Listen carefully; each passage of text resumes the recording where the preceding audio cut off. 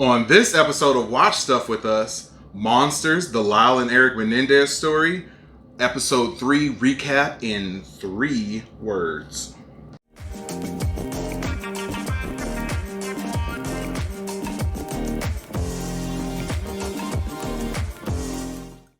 Thanks for tuning in to another episode of Watch Stuff With Us. I'm JD. I'm Katie. No, actually, you're someone else. What is with the aesthetic today? I'm Napoleon Dynamite / Deb.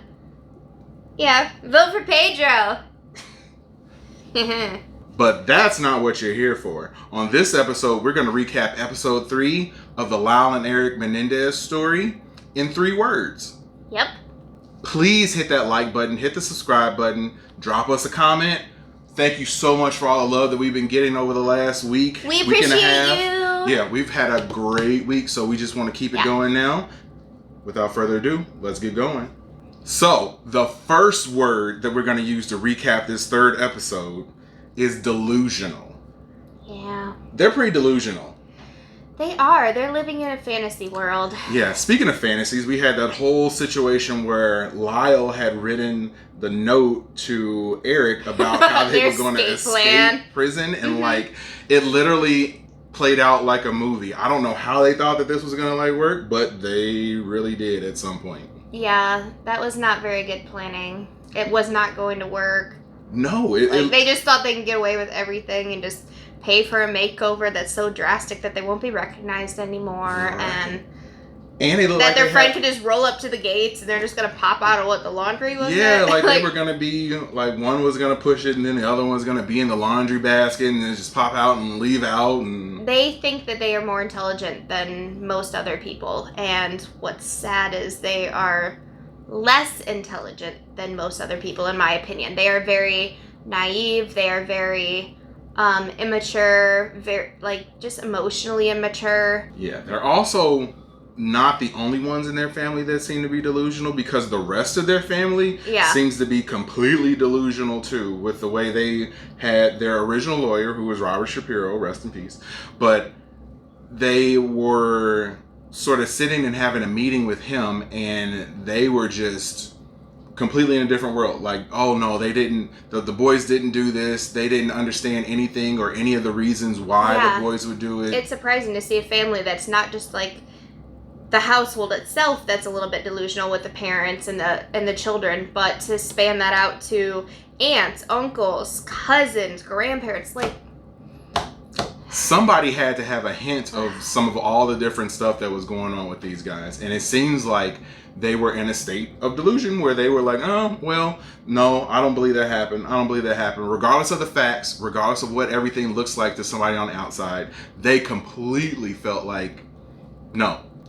Episode 3 recap in 3 words. Word number 2 would be naive. And Katie kind of let that one slip out in our last one, but everyone in this situation seems to be completely naive to everything that's going on around them. Correct. When you have the situation and the note that we talked about in our first one, you had Erik actually keep the note.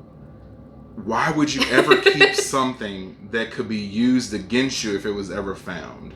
Right. If you're planning an escape, you don't want to have a note detailing how you're planning an escape. Well, and his brother even wrote in the note, read and then get rid of it. But he thought it would be best to shove it under his mattress in a jail cell that is checked very often for any kind of contraband. I mean, I don't know why he thought nobody would search his things, but that wasn't very smart. Also, the hair plug situation. Thinking that you're going to get your toupee taken care of by your lawyer. I'm sorry, your toupee is the least of your concerns when you're in jail for double homicide. Yeah. And, I mean, his lawyer showed up, and they were far more concerned about things that didn't matter. Maybe this is just where they were at that point. Well, I think it also kind of stems from his father, because his father always put that in their brains about image is the most important thing. If you look good, then you can get away with things. And people will think that, you're amazing because of how you look and how you're acting. So I think he thinks that maybe he can get out of this if he has all of his hair. And I mean, the interesting point is that's true to some degree. Like, you don't want to show up in court like they did. And for their first one when they're... Yeah, look completely like psychos and that you really did kill your parents. Right. If you're trying to sell people, you do need to have a certain look about yourself. And a certain aura. And give off that vibe of being not killers. But your lawyer and your time that you meet with your lawyer, that probably isn't the best time to be discussing those types of things. You need to figure out a way that you're going to be able to be a free man after you beat this case. Yeah, but to them, they just thought that they were going to get away with it anyway, so they were just thinking, okay, well, while we're here, we need dimes. Dimes! We need all the dimes. Somebody's just going to lend them a dime. That's just going to happen. We're going to trade hundreds of dollars for dimes. For like 12 dimes, yeah. Yep, just ask the other cellmates if you can just borrow a dime. That works. Episode 3 recap in 3 words. Our third and final word is revelations, because this episode was filled with a bunch of revelations. It was. And I'm not talking about biblical revelations, but one of the biggest revelations was the situation between Lyle and his father and their inappropriate contact.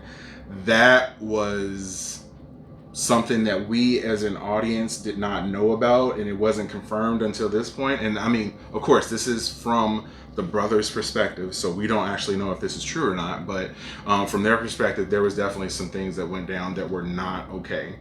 And then in turn, Erik was put in bad situations by Lyle. So a lot of times we know when we have these types of situations that when it happens to one person, it can happen to another person. So that was something that we completely didn't know, and is horrible news. It doesn't really explain exactly what happened and the outcome of the situation, but it certainly does explain some of the feelings of hostility and anger towards their parents. Right. Yeah, that deep-seated emotional trauma would definitely play into why they did what they did. And it seems as though the defense might be angling to pit the brothers against each other by them having separate lawyers. I don't know if that's like a law thing that two people can't be represented by the same person, but it seems as though they may be setting up to pit them against each other, and that Lyle was sort of the brains behind the whole situation, and Erik was just someone who was almost manipulated into being involved in this. Right, they always portray him to be like a little puppy dog that kind of just follows everybody else around and does what they ask him to do. And so I can see how it would work if they pitted them against each other, but I hope they don't. And finally, the graphic nature of the descriptions of certain things. Like, I was not expecting that. The first episode, we had the graphic nature of the actual event that happened, and then in this episode we have a little bit more about how the brothers did certain things to change the taste of certain things.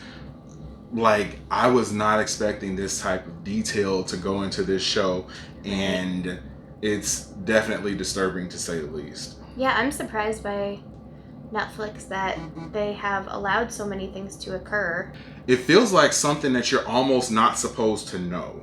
And that's an interesting feeling during a show, to watch something and feel like, man, maybe they're telling or doing something that I'm not supposed to know about, and I'm learning all these details about these people, and I know it's just a show. But I think it's interesting that it does evoke those types of feelings. So that was our recap of episode 3 of Monsters, the Lyle and Erik Menendez story, in 3 words: naive, delusional, and revelations.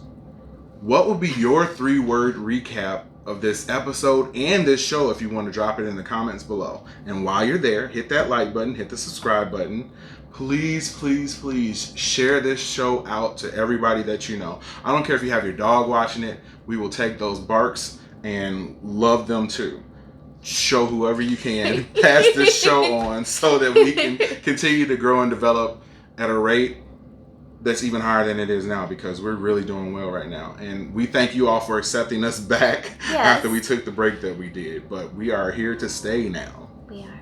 I'm JD. I'm Katie. Thanks so much for watching some stuff with us, and we'll catch you in the next episode. Peace.